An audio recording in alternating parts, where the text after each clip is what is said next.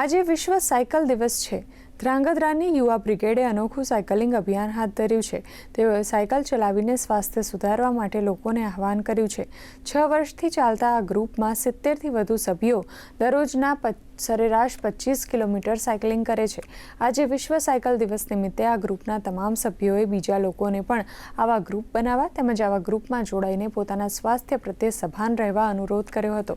આજે આ ગ્રુપના સભ્યો દ્વારા ધ્રાંગધ્રા શહેરના લોકોને જાગૃત કરવા માટે શહેરના વિવિધ માર્ગો ઉપર સાયકલિંગ કરવામાં આવ્યું હતું। કેમ કે અમારું ગ્રુપ તો દરરોજ 20 થી 30 કિલોમીટરની સાયકલ રાઈડ કરે છે। છેલ્લા 5-6 વર્ષથી અમારું ગ્રુપ આ ધ્રાંગધ્રાની અંદર ખૂબ એક્ટિવ છે।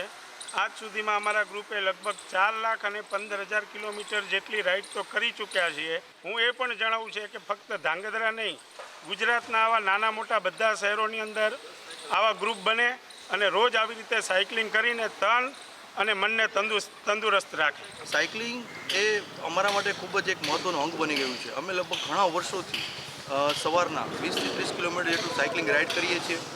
સાયકલિંગથી અમને બધાને ઘણા બધા બેનિફિટ થાય છે, જેમ કે તમારું મન એકદમ તંદુરસ્ત રહે છે અને જોડે જોડે કમ્યુનિટીથી અમને એકબીજાને પણ ઘણો મહત્ત્વનો ફાયદો થાય છે।